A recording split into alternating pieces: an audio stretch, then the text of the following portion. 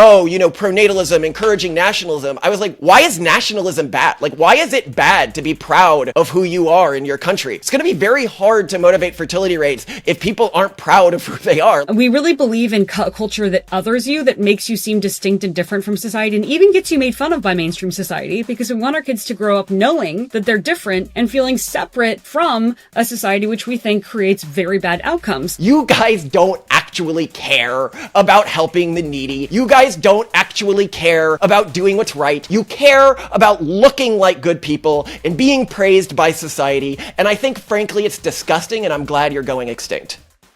Hello and welcome back to UnHerd. Not long ago, you couldn't move for stories about overpopulation. There were far too many people on the planet and not nearly enough resources. But more recently, demographers and statisticians have taken a look at trends in birth rates and prompted a troubling question. Should we actually be worried that the world doesn't have enough people? Maybe you've seen reports about the elderly of Japan having to be cared for by robots, or the radical child benefits program in Hungary, or Elon Musk's 3 a.m. tweets about population collapse. Well, partly responsible for this sudden rise in awareness are the Pronatalists, a community of parents dedicated to reproducing to save the human race.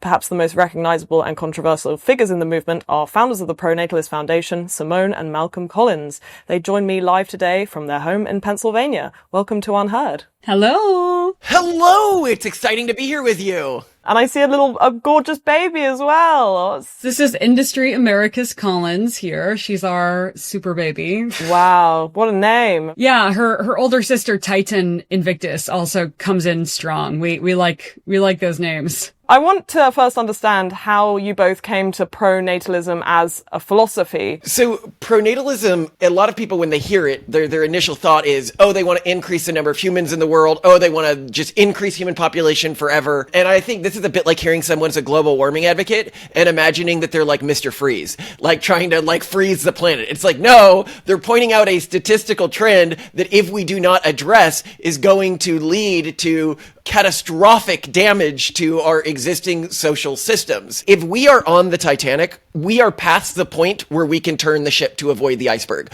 We are hitting the iceberg. The pronatalist movement is not about avoiding the iceberg. It's about getting the captain and the people on the ship to realize that this ship can actually sink. And by ship here, I'm talking about our collective geopolitical and economic system that we all globally live within. Like, I was on a McKinsey call recently, so these are not like alarmists, and they said on the call that the existing system will not work under the new demographic reality, and that we needed to begin to rethink our social contracts. That's pretty extreme coming from a group like McKinsey. So one, get the people in power to realize this ship isn't unsinkable and we need to address this and quickly. But then two, get as many and as diverse a population on lifeboats as possible. Mm-hmm. You say, oh, you guys can't really make that much of an impact as an individual couple, but that's really not true. If we can create a culture that is intergenerationally high fertility, and we have 8 kids, and those kids have 8 kids,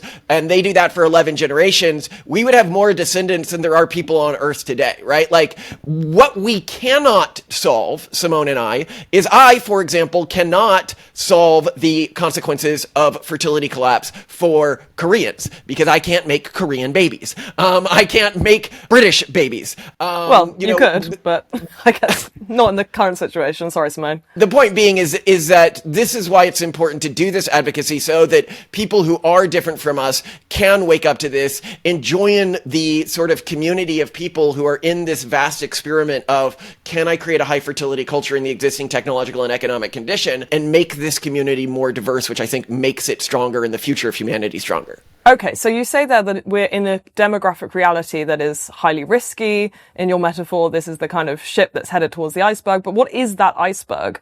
What is the population collapse, the situation that you are projecting might happen, and what would be the downstream effects of that? Right now in the United States, there's only 1.8 people paying into the tax system for every one person living off of that tax system. In the UK, it's almost certainly worse than that.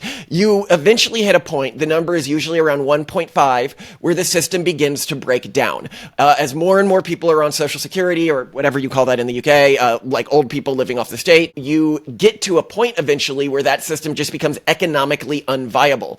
And then we begin to have a breakdown of social services, starting likely with Social Security, but also likely economically, welfare, Medicaid, Medicare. This then leads to the deaths of hundreds of millions of people when this is happening at a global scale. And many countries are much further along than even you in the UK are. So like if you look at like Italy right now, like recently their fertility rate hit like 1.18. If it stays at its current rate, and keep in mind it's been going down dramatically every year for like the past 10 years, but if it stays at its current rate, that means for every 100 Italians there's only going to be 20 great-grandchildren. Like that is a catastrophically fast collapse. And what's wrong with that collapse? Demographic collapse is very similar to climate change, as while it doesn't really affect the most wealthy and privileged people in society, it disproportionately hurts in a very bad way the most vulnerable people. Why? Well, because our economies, our social services, our city infrastructure, and our governments are presently designed on the expectation of indefinite population growth. We can change that, and we have to change that, but we're probably not going to change it before systems start to collapse and hurt people. So while, for example, as both climate change and demographic collapse play out, wealthy people can move to their walled gardens and, be safe and have their private security and their off-the-grid electrical systems, the problem is that people who depend on government services and government-paid medical care and government-paid food support and income support, they're going to be left high and dry. And you will see untold suffering and even death if we don't plan for this very quickly right now. If you look at a map of fertility rates, then replacement level tends to be met by countries in sub-Saharan Africa, in the Middle East, and rarely now these days met by Western nations. Why is that? Why has that split occurred? We've actually seen a rapid, very recent fertility collapse in many countries in the developing world. Specifically, Latin America right now is probably one of the worst places in the world in terms of fertility collapse, where you have a number of countries in Latin America that are hovering around the 1.3 fertility number that we thought was only possible in Europe. So it turns out that within a country, so typically when you start talking about fertility collapse, somebody will say, well, I don't have enough money. That's why people aren't having kids. And it's like, well, then why is it true that within countries, the less money somebody has, the more kids they have? And between countries, the less money a country makes, the more kids they have. Typically, to get above the repopulation rate, just through low income, your country has to be earning less than 5,000 USD per year on average, like per individual. And when a country gets to that rate, you get above repopulation rate fertility again. And this is a rate that you see in Africa and in certain parts of the Middle East. It's not really that common anywhere else in the world. And so that's why you see the high fertility rate in those regions. But presumably, we plan to get Africa out of this problem. Like, I think that that's like one of our goals is to help develop Africa. And I think one of the really terrifying, proposed solutions to fertility collapse is immigration. Because if you, as Europe, come to rely on Africa as basically a human farm to make up for the fact that you guys didn't put effort into raising your own kids. Worse is the optics of this. It's like, we in the UK cannot afford to pay for our elderly to live off the system. So, we'll end up importing black people to support a majority non-working white population. I'm like, the optics of that aren't great. I sense that you are both highly rational people. I hope that's not an offensive thing to say. And you seem to think in a very data-driven way. So how do you come to the conclusion that having more children is the kind of morally correct thing to do in the world that we're in, given the demographic collapse that you've just described? What's really interesting is a common trend you see amongst leading pronatalists is before they decided to structure their lives around addressing this particular statistical and existential risk to humanity, a good chunk of them previously were structuring their lives and decisions and businesses around addressing things like climate change. Whether you look at Elon Musk, who did the same thing, he was working on Tesla, he was working on the solar stuff, he was working on, or Simone, my wife, she got her undergraduate degree in environmental business, and her first jobs were at things like Acor and Earth Day Network. And so I think a lot of this is just people who are looking at the data and being like, okay, if I want to structure my life to increase the highest potential of long-term human flourishing, what decisions am I making today? And in your case, what does that mean? That means having as many children as you possibly can? Well, it's as we possibly can without decreasing the sort of quality of the child that we are producing. What would that mean? If I had so many kids I couldn't pay attention to them, or I couldn't educate them, or I couldn't give them love, I think that's a mistake. But I think that I'm a very efficient person, so I could probably get to about 15 or 20. 15 or 20. How many do you have so far? So far we have 4. This is number 4. Number 5 comes in October, and we're basically having a kid every 18 months or so. Our oldest is 5. Compared to people about 50 years ago, this is actually fairly conservative in terms of numbers. It really is. Yeah. I mean, and the great thing is now child mortality is a lot lower. Now we have so many new amazing tools to help us raise kids well. We have AI to give them elite educations. I mean, basically we have built, for example, a platform for our own children called Parisia.io that democratizes Socratic tutoring. So now we can give children the same kind of experience speaking with an interactive elite tutor, that we don't, you don't have to pay tons of money to have some live-in philosopher to do that. Yeah. It's amazing what parents have today. And for those who are really excited about kids, now's a really great time to have a big family. But also in mainstream society, there are many headwinds and unnecessarily burdensome regulations, for example, that make it very hard for parents to go ahead with things like this. Yeah, so let's return to this because I really want to dig into this as well. Why people are choosing not to have children? Because it does seem to be a choice in most Western democracies now. You are not forced by lack of contraception or very stringent religious rules to have children at certain times during your life. So why is it that people have decided that when given the choice, they're going to have children less? A lot of people complain that it's about cost, that now it costs too much to have children. And really, no. I mean, we've developed very unrealistic standards on how children need to be raised. We raise them as though they're like retired millionaires, when in the past, people were very low effort. Even people who are aristocratic, the kids down with the maids in the kitchen most of the day, they're kind of being ignored. Maybe they have a governess for a while or a tutor, but, that's very low effort compared to modern parenting for kids of pretty much any social class these days.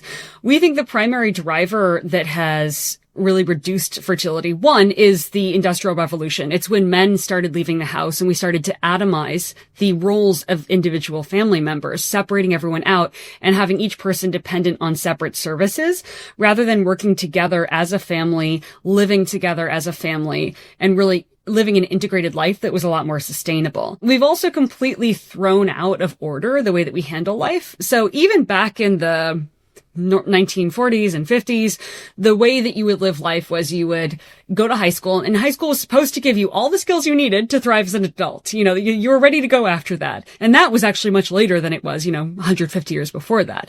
So you became an adult after high school, you got married, you started your family, and you really became an adult together with another person as you raised your first kids, and you would from there build your career and build your wealth and become increasingly independent, lessening your dependence on family and friend networks that would help you as you were an early and young parent. Now, people don't even consider serious dating for marriage until after, I have my career set, of course I've gone to college, maybe I've gotten a graduate degree. It's after all these things happen that then we start looking for a partner. At that point, it's a lot harder to find one because we're much more set in our ways. Things get very complicated. And then, of course, our fertility, both on the male and female end, is a lot lower at that point. So it becomes much harder for people to even have the number of children that they want once they're ready to go, once they finally get married, which is harder and harder to do at those ages. So the order that we've taken with things, which is entirely arbitrary and we can change, is also completely out of whack. If, for example, we just renormalized getting married in college and starting a family while at university, which honestly would be a great time. You have all this extra flexibility with your schedule. We could see a really big change in the way that people set up their lives in a way that I think would lead to much more economic and social flourishing. But we have to start retooling these things. And it's not about handouts. People had a lot less when they had much bigger families, and I think they ultimately prospered a lot more. A big mistake that people make when looking at fertility rates is they look at when falling fertility rates started to become a problem, which was, 1980s. And so they're like, okay, what happened right before that? And they'll look at like the feminist movement or women's rights or something. And it's like, no, that's when fertility rates went below repopulation rate in some countries. That is not when they started falling. They started falling in the 1800s, which, as to Simone said, was around when male wage labor started and men left the households, and we broke up the corporate family model and invented the nuclear family model, which ironically, a lot of people want to go back to the nuclear family model, but the nuclear family model is fundamentally what instigated the collapse in fertility rates that we see right now. Okay, so we're not trying to model this on a kind of 50s housewife, because this is the other question, is the kind of adjacency of the pronatalist movement to other movements, like, for example, the Tradwife movement in America. I'm sure you know lots of these influencers like Ballerina Farm, who spend much of their time promoting an idea of this beautiful homesteaded life. Well, Ballerina Farms isn't a great example because they are a very integrated corporate family. You know, they have this farm together, they're working on it together, and Hannah Nealman is very much playing a very commercial role in the family and is, you know, just as professionally involved as her husband is. I think they play off some of those aesthetics because they market well. And certainly as like members of the LDS Church, they have a little bit more of that Tradwife aesthetic. But still, I would say that in the end, they're able to have 8 kids and they're able to work together so well because they are pursuing more of a corporate family model. That said, yes, absolutely. While it is very popular and I think aesthetically pleasing to people to see this sort of Tradwife model, the idea that any partner, male or female, would remove themselves from the workforce for that long period of time, especially with the economy being what it is pretty destabilizing for the family unit, and certainly not something that has for thousands of years been the sustainable model. Mm-hmm. And I'd point out that if you look at the Tradwife movement, you know, there's 2 motivations for this. One I think is really good, one I think is really bad. One is to say, hey, if current social technologies and ways of living are not leading to thriving, not leading to positive mental health, not leading to women being satisfied. I mean, if you follow the famous study, the paradox of female happiness, which looked at how as women got more rights, their satisfaction with life and happiness was going down. I'm not going to blame somebody for looking to try social technology or ways of living that they saw in the past. However, I think that there is a secondary temptation, which is really negative, which is creating essentially modern cargo cults. If you're familiar with the concept of a cargo cult, it was during the war, they would drop all sorts of food and supplies in these island tribes. And then these island tribes trying to recreate that would create wicker planes and then try to act out what they saw the people do to call down the planes and everything like that, thinking it would bring this past prosperity back. And to some extent, parts of the Tradwife movement, parts of traditionalism for the sake of traditionalism are doing that because what people are acting out is what Hollywood told them the average person was living like in the 1950s. And it wasn't what the way the average person was living in the 1950s. It was the way, you know, the extreme upper class only within the United States was living in the 1950s. Have we reached a decadent point in these Western countries where we've hit below replacement rate, where actually people have become so privileged? And you mentioned that people are raising children as if they're kind of multi-millionaire retirees.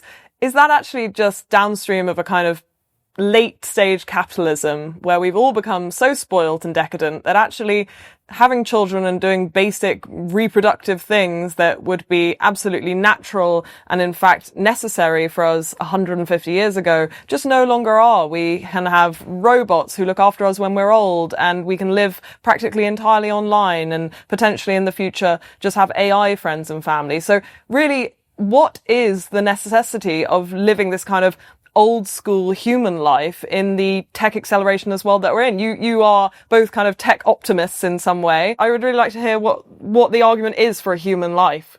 So we call this in a lot of our writings the trial of the lotus eaters. Like the old story, you know, they go to the island and they can't leave because there's so much decadence. And it's like humanity cannot bring itself to continue to self-replicate and thrive in the face of decadence. And every human and every culture of our generation is essentially facing a crucible, and the iterations of humanity that can motivate getting through the trial of the lotus eaters without blinding themselves are going to be the ones that inherit the future. And by here, what I note is the easiest way to pass through the trial of the lotus eaters is to take hot pokers and burn your eyes out. This is the cultures that just don't engage with technology.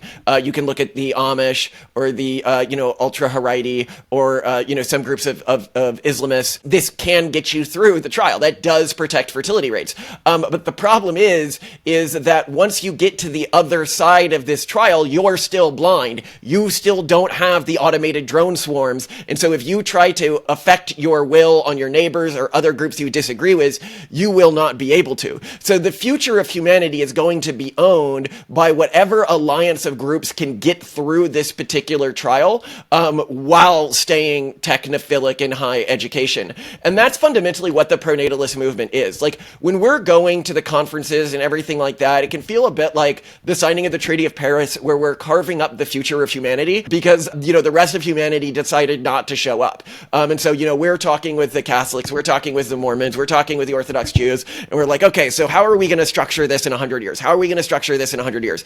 Because the urban monoculture that dominates humanity today, it is one of the lowest fertility groups in the world. And it has created something of a Pax de Romana. If you're familiar, that's the Roman peace. That was all these groups that otherwise would have gone to war with each other, didn't, because they were under the protection of Rome. And while they superficially hated Rome, Rome was preventing them from fighting. And the moment Rome collapsed, they all went back to cutting each other up. And right now, the urban monoculture, the sort of globalists that control our world today, have created a Pax de Romana where many groups that would be at each other's necks and would be out in the streets killing each other just aren't, because they're under that. But that system is unstable because it is the lowest fertility rate of all of the groups. I would add that it's a great irony of our age that many groups, I would say the predominant urban monoculture that you see in most progressive developed cultures, is hyper-focused on happiness, on hedonism, and has a general negative utilitarian bent, philosophically speaking. Like, let's avoid suffering, let's be happy, let's thrive.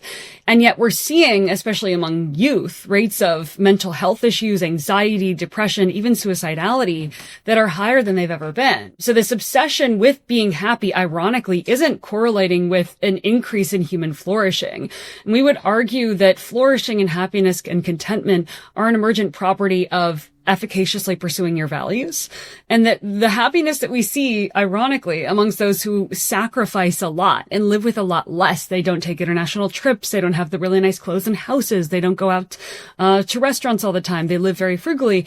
These are the happiest people we know. The DINKs that we know who make the most money and travel a ton and have all the nice stuff, we see them suffering with anxiety and depression and sort of existential angst. And so we would also highlight to people who are really concerned about happiness and concerned about suffering that maybe the attempt to pursue those things directly is backfiring, and the data really backs that up. Okay, let's talk about DINKs. That's double income, no kids. Many of them would say that their choice, especially the women, to remain child-free, as they call it in the community, would be a feminist one that recognizes the observed reality that women tend, even in today's kind of post-feminist world, tend to take on more labor in a family household than men do in terms of care and childcare particularly. And so they decide that they are going to opt out of that, what they feel is an unfair equation. Simone, I'm interested to hear from you, because many people will, I'm sure, watch this video and say, look, there's the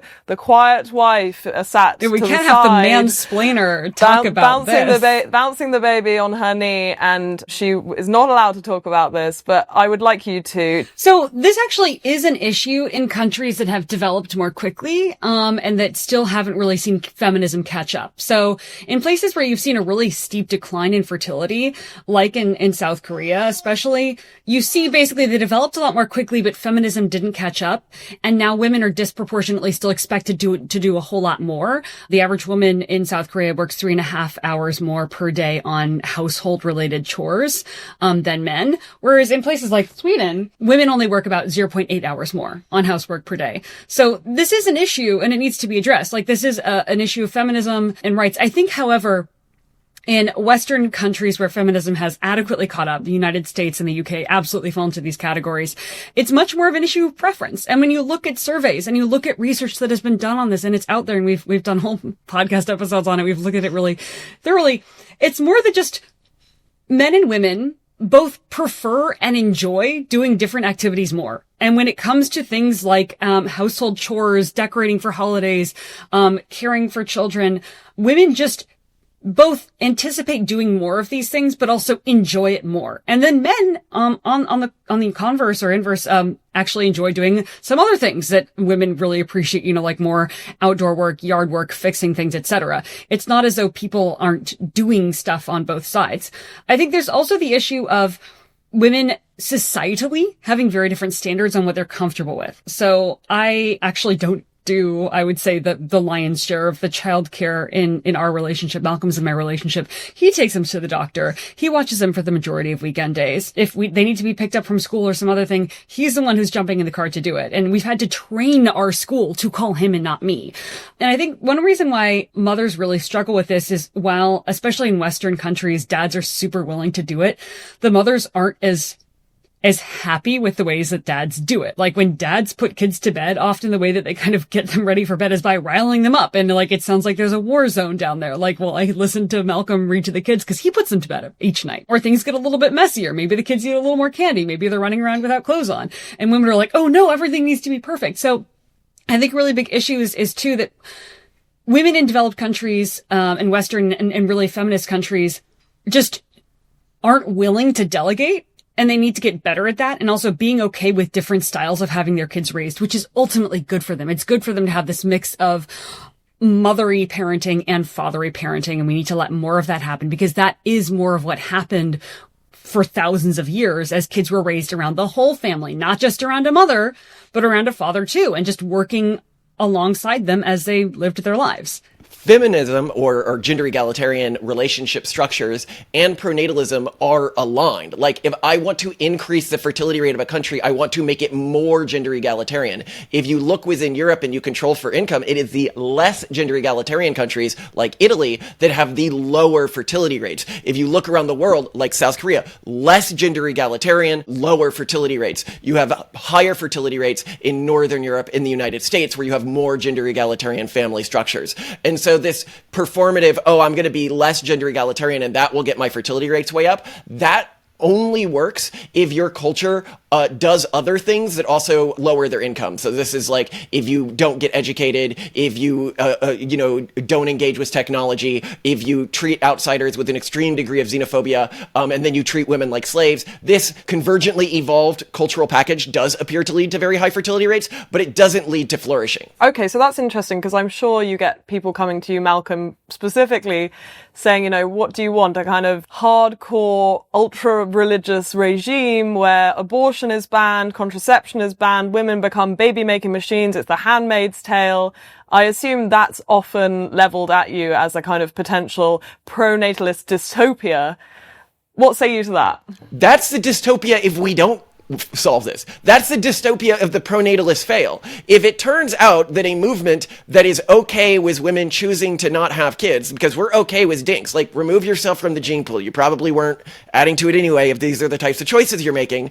Remove yourself from the culture pool. We are okay with people who don't want to have kids and women who don't want to have kids not having kids. But if cultures that are okay with that can't find a way to replicate themselves, women won't have that choice in the future. If it turns out the only cultures that can make it through the trial of the lotus eaters, or this particular crucible that we're facing as a species, are the ones who treat women like slaves, that's the way women will be treated in the future. And that is horrifying. I would also add that there are people who call themselves pronatalist and are also anti-abortion, but we need to parse those apart. Pronatalists who are purely arguing in favor of policies that improve birth rates are going to be basically unmoored from anything around curtailing access to reproductive choice, because limiting access to reproductive choice and especially banning abortions doesn't actually improve birth rates. In the end, each time it's happened, we've seen a decrease in birth rates. So we absolutely think that people should have their religious imperatives to be against abortion,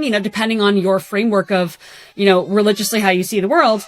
You may see abortions as murder, and we respect that, but that is a religious issue, and that is not actually a pronatalist issue because it's not going to help to increase birth rates. And we think that this should be an endogenous thing within a culture. Like, you should do it because you know it's evil, not you should not get an abortion because the state is limiting your ability to get an abortion, if that makes sense. What typically happens is you see a shoot up in birth rates when abortion is banned, and then it collapses to lower levels than it was at before because people begin to associate having lots of kids was like low status. If you look across Europe and you look at a map of how restrictive access is to abortion, that map will heavily overlap with how low the fertility rate of that country is. Okay, so let's talk about immigration then, because that's something we've touched upon earlier. It's an interesting challenge to this kind of idea because, of course, one easy fix to lacking new innovators in a country is to find them in other countries and bring them over here. So why not kind of fix the population crisis in the US and the UK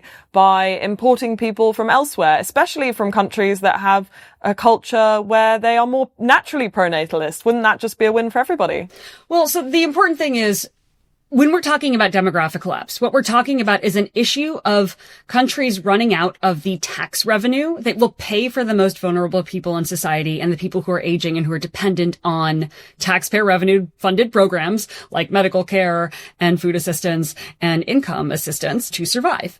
So in depending on the type of immigrant population you're getting, in some countries like in Germany, when you look at the overall net contribution or drain of immigrants on German society, immigrants cost Germany more than they bring in tax revenue. In that sense, immigrants are actually accelerating Germany's progress toward demographic collapse because their coffers are being drained more quickly, and they're going to more soon reach a point at which they can no longer pay to support the people they're trying to support. That means there will be more suffering, there will be more death sooner, and that's very bad. In the United States and some other countries, it's maybe a little bit more of a neutral. The problem with that is, one, as Malcolm had pointed out earlier, you are basically draining from other people's pond to feed your pond in a way that still isn't going to solve the problem over the long term.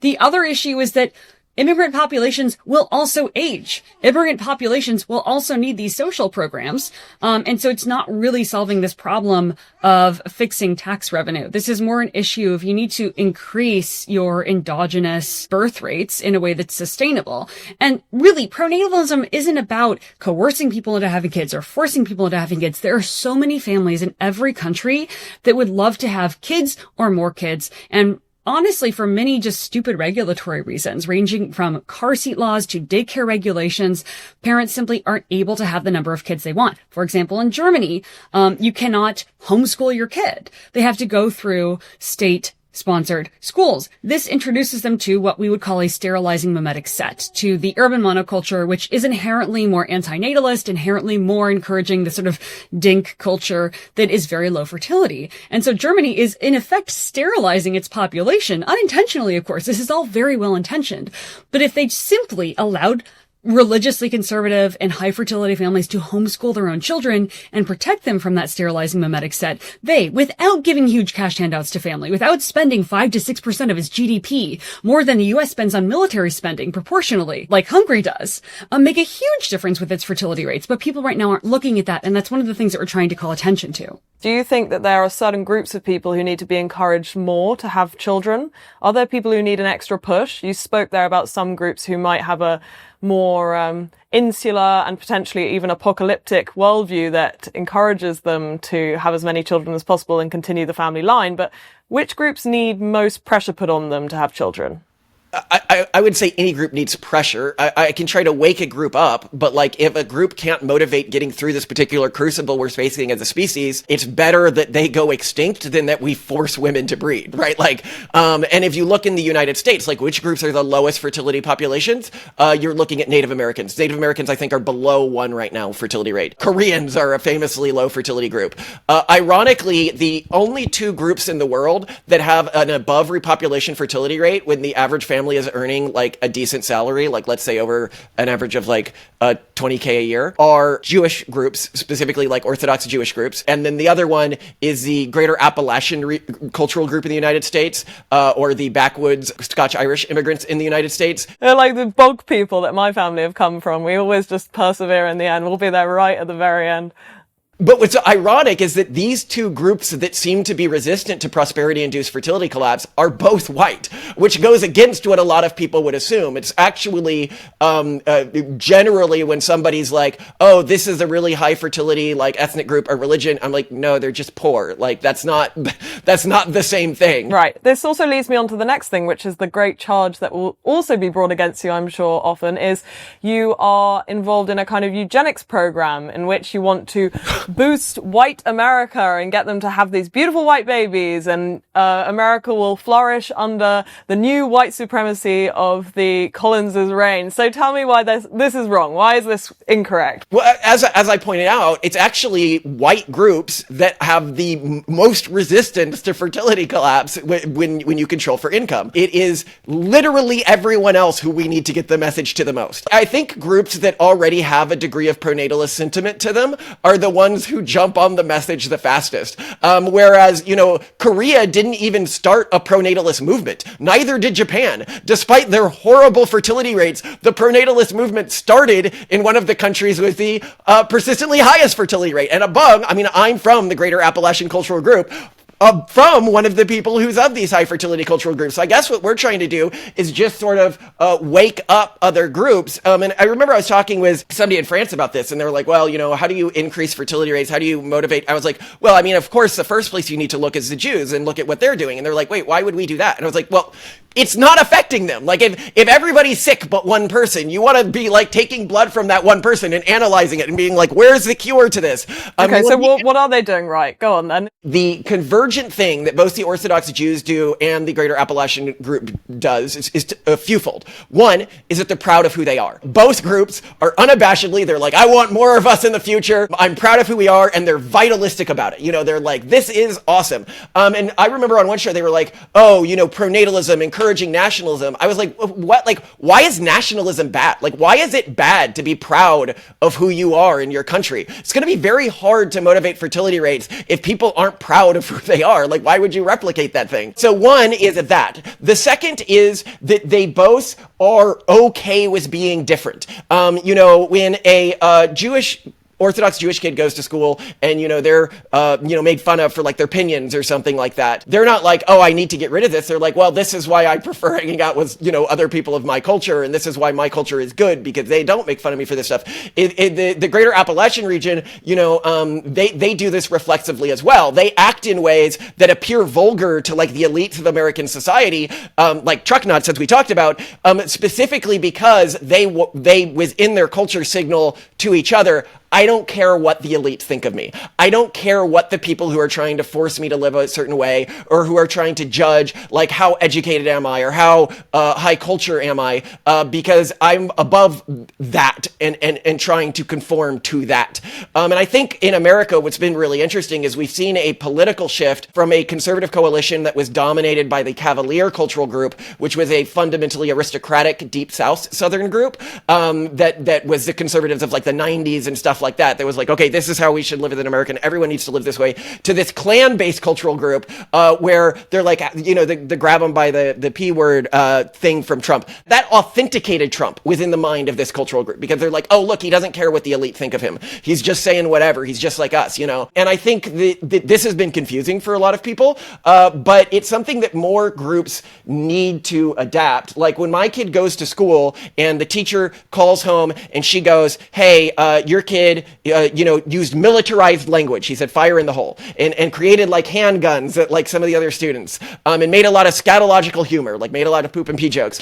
I was like, okay, like punish him for that at school, but we're not punishing him for that at home. I like that my kid learns that the school has more rules. The school is more strict than the way you live at home, because we at home, we can handle all this stuff, right?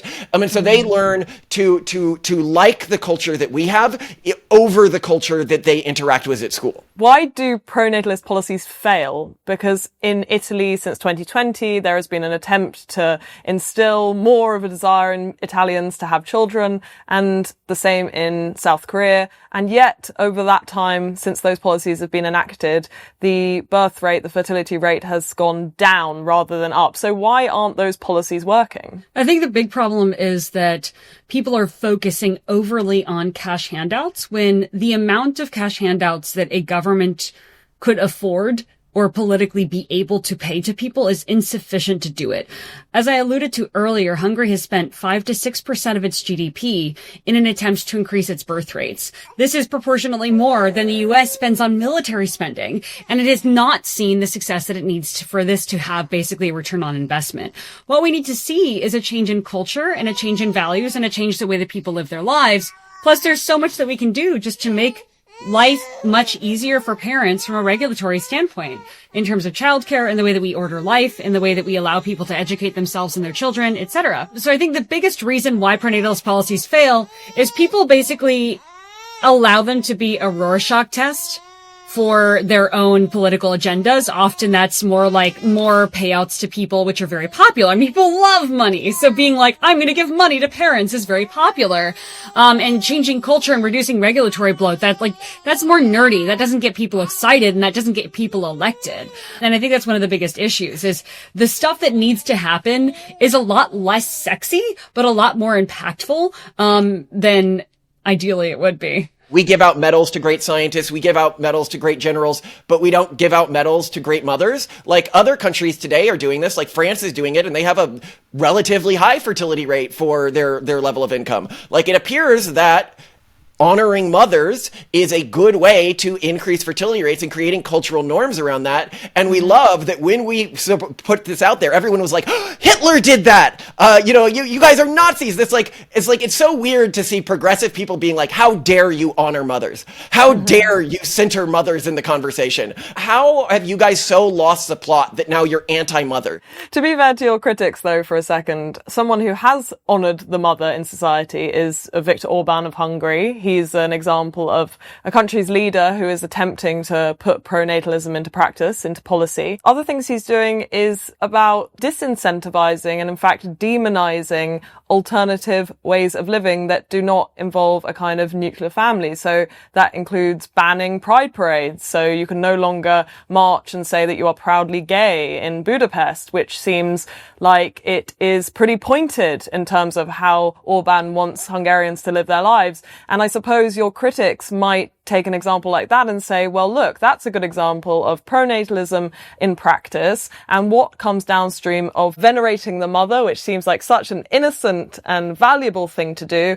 is in the end of the day, what you get is no more gay people because you don't want people who are incapable of procreating. So explain to me why your version of pronatalism does not end in a kind of homophobia, that Orbanist version of events. One is that totally backfires. In countries that are overall more socially conservative, like the tone of the country is more socially conservative, people like Arya Babu, who's a pronatalist, have found that birth rates are lower in those places, just because I think there's overall this more exogenous pressure on families to have kids, which backfires. As everyone sees, when you get sort of externally pressured to do anything, even that you love. And when you're paid to do a hobby, you do less of that hobby. And I think when a country starts to do things that make people feel forced to do something, be it have a family or have kids or something else, it backfires. So this whole concept of trying to, reduce the incidence of other types of lifestyles isn't ultimately going to help the movement, and we think is a really, really bad attempt at pronatalist policy. Furthermore, as Malcolm said, this is what we're going to get if the pronatalist attempts that we make don't work. This is what we're going to get if all of the progressive people don't have kids and no longer have their views represented in the future. So this is absolutely the dystopia toward which we are heading if we don't figure out a way for a more varied group of people to have children. Viktor Orban's stuff didn't work. His fertility went up less than it did in neighboring countries and was mostly due to the end of COVID. And if you look today, they have the lowest fertility rate they've ever had. All pronatalist policy falls into one of two categories. Either it's trying to get people to accidentally get pregnant more frequently. This is like banning pornography, banning contraception, banning abortion, banning gays, stuff like this. Or it's trying to get people to want kids more. This is, making daycare. This is trying to honor mothers. This is all of the stuff in the first camp just does not work. Like, in Korea, pornography is banned, right? Like, only recently was like gay marriage legalized, I think, in the country, if it's legal at all. Like, it doesn't work to culturally enforce these strict practices. That reduces the level of vitalism. As we say, and this is something that I think the backwoods Americans and the Orthodox Jews get really well, is that pronatalism is done through lighting a fire to want to continue humanity and civilization and have a role in that within somebody's heart. It's not done through totalitarianly enforcing families. And I think we should all be really grateful that that doesn't appear to work, because it'd be really bad if we lived in a world where that does work. Although I suspect China is going to put that to the limit within our lifetimes to see, well, maybe it's that they're not being authoritarian enough. Maybe it's that they, during the one-child policy, you'd go in for a checkup and they'd give you an abortion. Are we going to see a time period where you go in for a checkup and they forcefully inseminate you? Like, maybe. That's not out of line if they get scared enough. And that creates a really scary situation for the rest of the world if we can't find a way to solve this through a voluntary movement. And that's why I just don't understand the people who attack us, yet say what they want is a gender egalitarian society. Say what they want is people who are pro-gay. Like, we're pro-gay. Like, why are you mad at the pro-gay people who are trying to find a way to replicate that culture? We spoke before we came on air about your children's names. I would love to just hear them because they are quite extraordinary and maybe good inspo for people at home who are expecting and would like to think up some unusual names, to say the least. Could you just go through them for me? Yeah, this is Industry Americus Collins. Her older sister is Titan Invictus Collins. Older brother, Torsten Savage Collins. And oldest brother is Octavian George Collins. We like to choose masculine names for girls because we found that leads to broad correlations with more career success. And we want to give our children's names that other them. We really believe in culture that others you, that makes you seem distinct and different from society, and even gets you made fun of by mainstream society, because we want our kids to grow up knowing that they're different and feeling separate from a society which we think creates very bad outcomes, not just in terms of fertility rates, but in terms of economic and social and emotional flourishing. You don't ever worry about the emotional flourishing of your children when they, say, have to enter into a workplace or a school where other people may make them feel different? I want kids who are okay with and can be happy being othered. You know, that's how the Orthodox Jews, for example, maintain their cultural distinction. When they go to a school, you're not like, oh, you must hate that they're getting made fun of. It's like, no, they're being reminded that they are different and what's expected of them is different. And if you do everything you can to protect your children from any sort of negative emotional experience, like, for example, everyone was so mad they used corporal punishment, like light corporal punishment, but people went apoplectic about this in the UK. This was in the Guardian profile because I was going to reach it at some point. It's the awkward question I have to ask because, of course, the Guardian profiler noticed that you hit your child when you were with them, Malcolm, and I want to hear about that as well. Why do you choose to use corporal punishment on your children? So one, if you look at the research these days, we know that it doesn't have negative effects. You can look at the 2023 study, Don't Throw the Baby Out with the Bathwater. It was this giant meta study, and it looked at all these studies on this, and it found that in the 1980s, when they said that this was bad, what they were doing was intentionally not matching their data. So like if I was a family and I punished the boys and I didn't punish the girls because they didn't need it as much, they didn't adapt as much, they'd put the girls in the no punishment category and the boys in the punishment category, and see punishment is leading to more acting up, which is like obviously a bad way to do the study. And so then somebody could be like, okay, well, if it doesn't appear to have positive or strong negative effects, like why would you choose to do it? And it's because while I'm thinking through what actually are my other options, you know, you have a kid who's like 3, you know, he doesn't fully understand, oh, you can't kick over a table or something like that. And I need to show him, okay, the situation has escalated. And so there's really only 2 ways you can do that. You can either do that emotionally or you can do that physically. If you read the piece, you see what happened is to ensure that I didn't emotionally like yell at him or get angry with him. I immediately, after lightly hitting him, hug him and say, you know, you're loved. You know, your daddy loves you, but you can't do this. I was able to show him he had violated a rule. I show him that he had done something wrong without making him feel as if he was being rejected by me, the parent. And then some people are like, well, you could do gentle parenting. You could like sit there and take one kid aside and give him lots of attention and talk him through why this is bad. And I'm like, oh, great. Give a kid attention whenever he acts up. That's going to lead to great outcomes.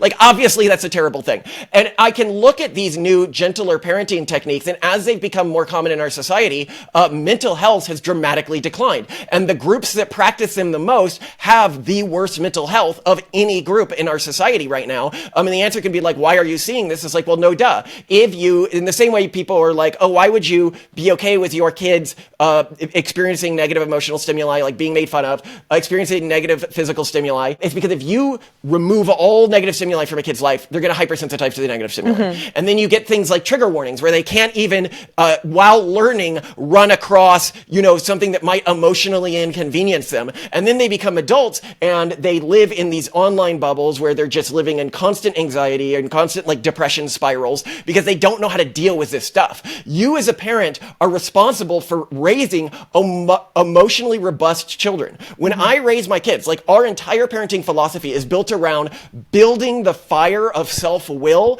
as much as possible within our children. children. While there's some families that go out there and they're like, okay, I'm going to try to like beat the discipline into my child and like beat the any breaking rules into my child. That is not the way we see this at all. I want to make my child as big a fire as possible. I want them to challenge me. I want them to say, Dad, you're wrong about this, because I want them to be able to do that in the face of a society that's trying to force them to live in a particular way. And I think that showing that they can cross boundaries and hit a wall, like remember, like, okay, you did something wrong here. And in the piece, it's very well documented. It was a very light slap. The kid was laughing within 30 seconds, she said afterwards. So it's not meant to cause pain. It's meant to show boundaries have been crossed. And I think we as a society, if we're going to get a robust and flourishing and vitalistic society again, we need to get in touch with parenting techniques that raise not unagentic children, but robust and vitalistic and flourishing children that can deal with the challenges that they're going to face in their life. A couple of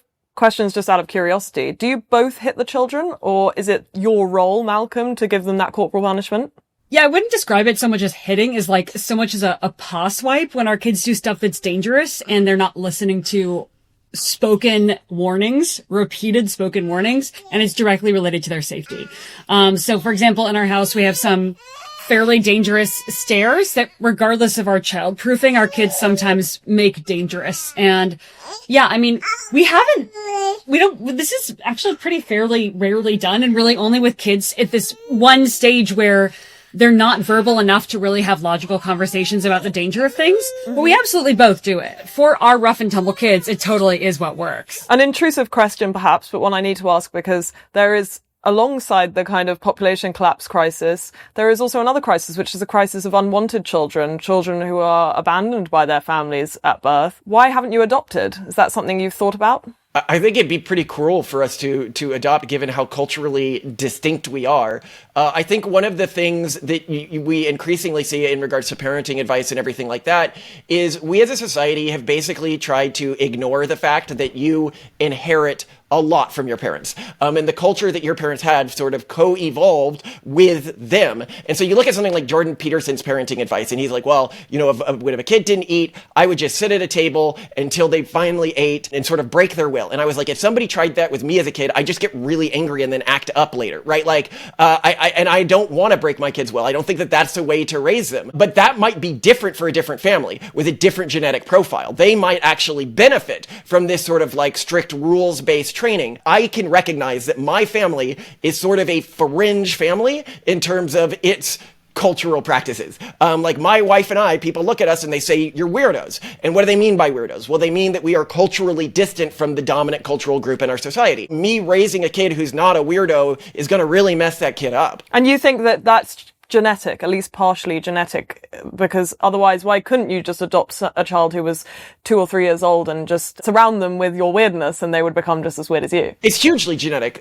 Our kids, like, and any parent can see this, your kid's personality you see like almost immediately before they get external stimuli or anything like that. A huge part of who we are, I'd say probably 50% or so is genetic, or maybe let's say 40 to 60% is genetic. To argue against this, while it's offensive to state this, is just to argue a theological point because it's so at odds with the science. And I know that we are genetically weird, and I wouldn't subject somebody else to that. And finally, on the genetics, lots of people have a lot of feelings about you using genetic pre-testing during your pregnancies, which you've gone through IVF to achieve. So explain to me why you choose to do that, why someone might say that's adjacent to eugenics, and why in your mind it isn't. I'd say the people who are trying to stop us from doing it are the eugenicists. Definitionally, they're the eugenicists. The reason why we hated eugenics, the reason why we built this cultural memory around don't do eugenics, it's not because they were trying to make people healthier. We didn't hate eugenicists because they were trying to make people healthier. We hated eugenicists because they were coercing other people into either reproducing more, reproducing less, or reproducing in the way they wanted to, with the goal of maintaining, genetic purity. The people who are telling us you are polluting the gene pool with science, you need to be having kids in this way because I say so, that person is definitionally a eugenicist. Eugenicist believes there's such a thing as good genes and there's such a thing as bad genes, and you need to enforce this on society, whereas we are polygenicists. We believe that everyone should have make their own reproductive choices. And so it's the people who say, oh, you guys are polluting the gene pool with this technology. It's those people who are most like the eugenicists of the past. Even in terms of their temperament. I mean, you look at like the Nazi eugenicists, for example, they weren't about like iteratively improving humans. They were trying to go back to some sort of perfect German of the mythical past. Well, I would add, it's actually quite ironic that the proportion of people who criticize us for this and call us eugenicists also typically in the same sentence or paragraph criticize us for having children because we're ugly. And I think that's really telling. Like, oh, these people aren't fit to breed. They're nerds and they're ugly and I hate their faces.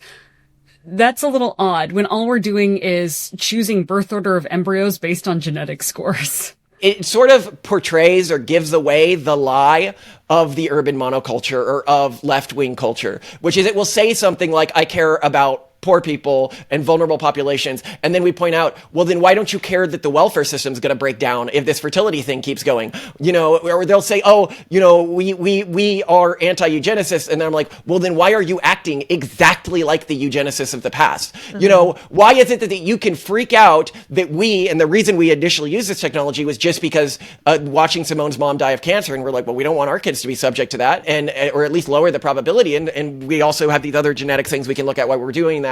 Why are you freaking out about us and not? The last time I was in London, I saw a giant mob of people walking down the streets shouting from the river to the sea, basically kill all Jews. Like, why are you not freaked out about that and you're freaked out about our personal fertility decisions? It's because it's all performative. You guys don't actually care about helping the needy. You guys don't actually care about doing what's right. You care about looking like good people and being praised by society. And I think, frankly, it's disgusting, and I'm glad you're going extinct. On that final note, is pronatalism right-wing? It's not right-wing in a historic right-wing context. If you're talking about whatever the right-wing movement was in the US in the 90s, where it was like an alliance of like a theocratic group and a big business group, that alliance broke up and doesn't really exist anymore. You know, you're talking of the new tech right alliance, the MAGA alliance. It is 100% within that purview, because what this alliance fundamentally is an alliance of people who want to live life their own way and who are chafing against a fascist and totalitarian mindset of the urban monoculture. I mean, look in the UK, you can get arrested for posting a meme. That's something that's going to be, you know, as offensive to a religious individual, like a tradcast, that it is going to be to like a backwoods Appalachian, weird secularist like us, right? You know, you're going to see a wide, and it's also why the movement is so diverse, because we are all fighting the imperialistic tendencies of the urban monoculture. And a lot of people can be like, why does the movement, why does the right today feel so much like the left of the 90s? It's not just that the Overton window has changed. It's that the right of the 90s was the dominant cultural group in our society, which was a Judeo-Christian cultural group attempting to enforce its values on other people. But today, the dominant group in our society is the urban monoculture. It's this far left sort of woke culture attempting to impose its values on society. And the right is the coalition of people fighting against that, fighting for individual autonomy, fighting for human vitalism. And fundamentally, a lot of people are like, well, surely the left wants a future too. And it's like, do they? We did a survey in the United States, and 17% of the entire population of the United States said the world would be better if all humans were gone. Almost all of them were probably leftists. So, you know, you're talking about like 40% of leftists want humanity gone. Like, and people can be like, why is this? You know, I talk about like, at a cocktail party in one of the like dens or hives of urban monoculture, like Manhattan or something, and there's going to be one person who pseudo-philosophically like swoops their, you know, martini glass and says, oh yes, but is it really so bad if humans go extinct? And then other people are like, yes, that was a wise thing to say. And I'm like, are you out of your mind? You go to any other point in human history, any other culture in human history, that's like record scratch. Everybody in the party drops their drink and looks at you. Like, are you actually... Like, that's worse than being genocidal. That's like being pan-genocidal. I want everyone gone. And this is a common sentiment within the urban monoculture, because the urban monoculture is fundamentally a negative utilitarian cultural group. Everything that it does is about removing in-the-moment suffering. It doesn't have a vitalistic vision for human flourishing. When it hears about the vitalists on the right saying, I want to get us off planet, I want to create an interstellar human empire, I want us to claim our manifest destiny among the stars, they go, wee! Oh, oh, the rich going off planet, whatever. Whereas the rest of us are like, no, I want something bigger. I want something better. I want humanity to thrive. And even the potentiality of a thriving human future is threatening to the urban monoculture because it threatens the lie that they use to break people out of their birth cultures. Just like any cult. I mean, what cults do is they try to separate you from your support network, which is typically your family, your birth culture, your birth religion, and they try to make you hate that stuff. They try to make you hate your ancestors. They try to make you hate your culture, because if you hate all of that and you have no respect for that, then it's easier to deconvert you. It's easier to bring you into this new cultural group. And that's why within the pronatalism, you see so many people sort of rediscovering pride in who they are, rather than having to manufacture identities that they are allowed to feel pride for. I mean, I think that's one of the core sort of cruelties of the current pride movement, is it's sort of a laundering of white pride, where it's people who have been told that they're not allowed to be proud of their religion, their culture, their country, their heritage, but this is this narrow category of things you are allowed to have pride for. And this narrow category falls under this culturally imperialistic urban monoculture. So you can go and march through the streets with your banner to sort of celebrate the urban monoculture's conquest of your various cultural traditions. And I think that's really horrifying. That's why we call the new pride flag within the movement the colonizer's flag, right? Because what the pride flag used to represent was everyone under the rainbow. It wasn't like every color represented like one form of like sexuality. It represented total inclusivity. And then the urban monoculture went out there and doing what it does because it believes some groups are more deserving of human dignity than others. Exactly like Animal Farm. It's everyone under the rainbow, of course. But some groups a little more than others. And we'll just put their things here. It's a flag that represents the social structuring, and I think the really disgusting social structuring and tendency towards it we see within the urban monoculture, because they do believe, or the heart of the urban monoculture does believe, that humans should be ranked by their ethnicity. It's not that everyone should be equal, truly. And we see this in the way everybody knows fundamentally this is what they believe, right? And I think that that's horrifying. It's horrifying the way that this is hung outside of traditional religious institutions once, everything other than a few holidays had been erased from them, the ways that they historically saw gender roles, the ways that they historically related to sexuality, the way that they historically related to raising their children. Once everything has been homogenized, then the urban monoculture's goal is done. And I think that this is what messes with people so much when they see like the new right, when they see the pronatalist movement, is we're a movement that actually values diversity. We're actually afraid of diversity going away because we believe what the urban monoculture can't admit, which is that diversity is good because we are different. We're different in our perspectives and our proficiencies. Why would it matter to have diversity among men and women in a company if men and women function exactly the same and have the same perspectives? Diversity has value because we're different. But recognizing this threatens the lie at the heart of the urban monoculture. Maybe they'll add a lovely gold stripe on the new pride flag for pronatalists in the future, and then everyone can just get on. In the meantime, I will let you go back to your co-parenting duties, Malcolm and Simone. Thanks so much for coming this afternoon. Thank you for having us. It's been great to be here. So that was an informative and quite wild hour with Simone and Malcolm Collins and one of their children. Their vision into the future, one that would either spell complete population collapse and chaos for the world, or a newly ordered society, one in which mothers are revered and children are given the mantle of the future of the world, is an interesting one for sure, though I'm not sure how convincing it will be to those DINKs they mentioned earlier in the show. Thanks for watching. This is UnHerd.